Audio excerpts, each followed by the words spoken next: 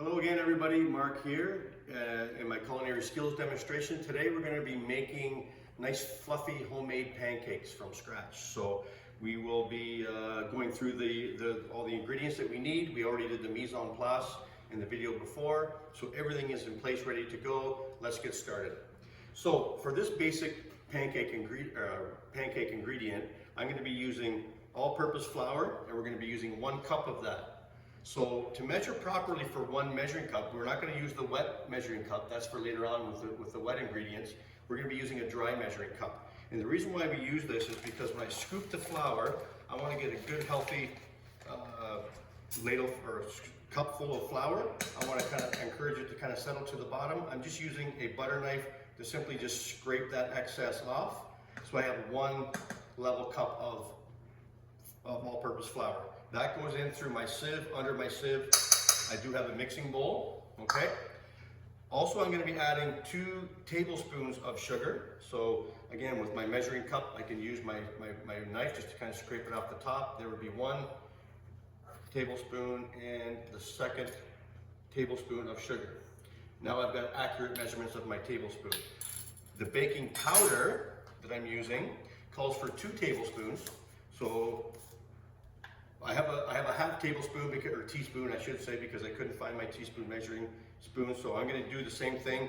On the actual baking powder, I leave some of the paper on. It allows me to kind of scrape it off to get a level quantity. So I'm going to be putting 4 of these in to give 2 tablespoons, teaspoons, that is, okay? That's 1 teaspoon of baking soda or baking powder. I'm going to have 1 teaspoon of salt. So again, be 2 of these to give me 1 teaspoon.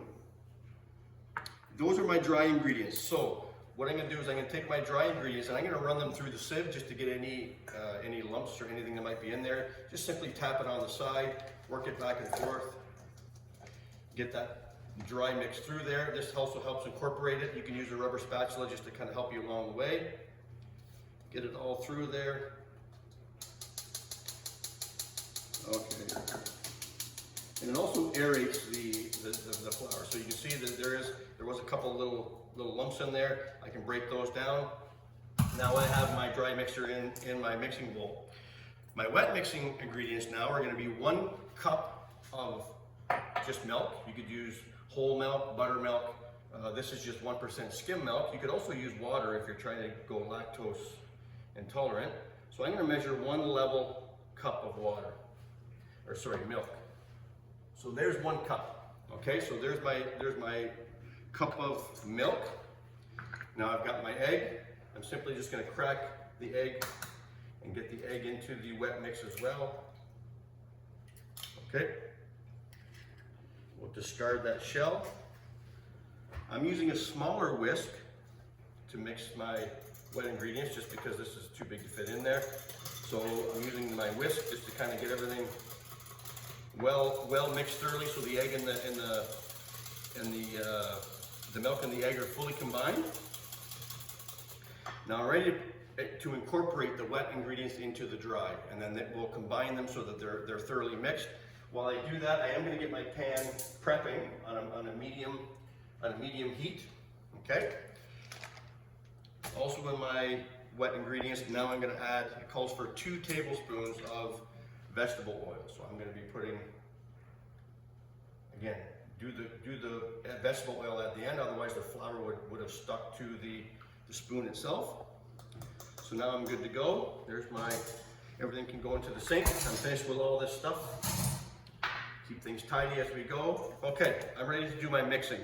So to put the wet ingredients into the dry, I could either use a whisk, like I have here, or I could use a rubber spatula. You don't want to over-mix the batter. You want to kind of keep it so that it's just mixed thoroughly, but not over-mixed.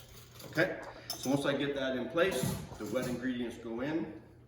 I'll just do it a little bit at a time.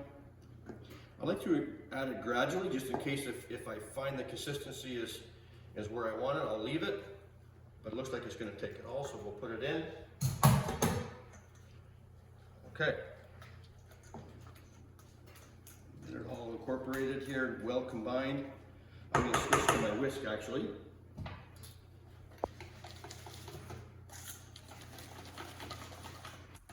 So it's important to let this rest for a little bit, but in the essence of time, we're going to be going right to the pan here shortly. So my banana, I'm going to grab just the butter knife that we had here. I'm going to peel this banana to get it ready. I'm going to be adding banana slices to the mixture as I get it into the pan. So I'm going to have that beside. I'm just going to get a little plate. Okay, here's my banana. If I could ask my assistant to come over to the stove, we'll get started. Okay, so I have my wet mixture ready to go. I have my pan heated, right? I'm going to turn it down just a touch, and I can always add a little more flame if I need to. I'm going to put a little bit of butter in the pan. You can see I got a nice sizzle, indicating my pan is coming up to temperature nicely. Okay, so I want to swirl that to get the butter nicely around the pan. There we go. Okay, I'm using a ladle. This is going to be my portion. So if I just get rid of this whisk now. Okay, so for the portion I'm going to use, I'm using about 1 ladle full per pancake.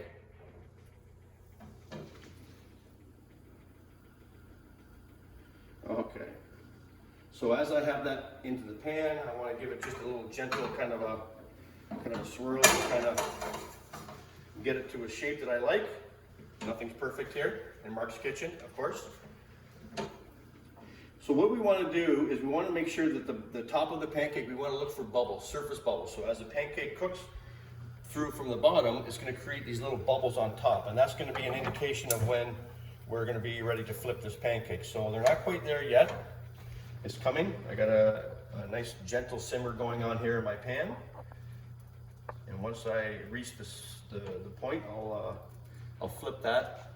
Oh, the bananas, yes. Let me get the bananas in. So now I can kind of put some slices of banana in there and just kind of let them nestle into the pancake, just like that. Nothing too fancy here. Okay, a few slices. You don't need many. I like bananas, but if you don't like bananas, like I mentioned, you could use chocolate chip, you could use blueberries, whatever is your preference. Okay? So, you want to check for golden brown, and I'm pretty well there now, so I'm going to turn this down a little bit. I'm going to give this a little bit of a flip. Okay. And again, because it's Mark's kitchen, we're never perfect. Just kind of push that batter around a little bit so that we're nice and even. We'll let this second side cook until we get a nice golden brown. Okay, so turn that down. I'm smoking, but we're not burning, don't worry.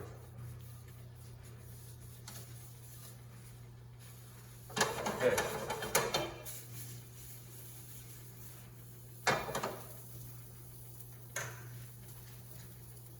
We're getting close.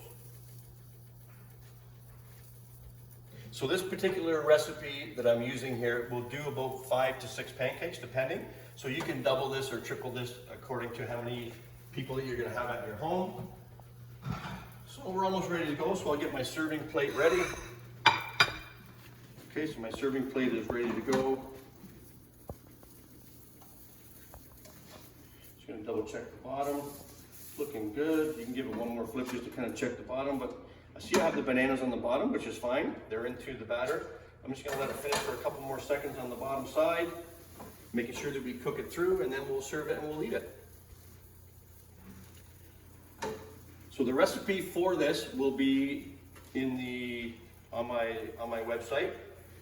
So you can check into the actual quantities in the recipe. I think I'm happy with that. I'm going to transfer it to a plate. Now you can use regular maple syrup. I just have my favorite kind of syrup. It's pearl milling, butter flavored. You add the condiment as much as you like. You could add a little dollop of butter on there if you like, just to kind of finish it off, give it a little more of a buttery texture.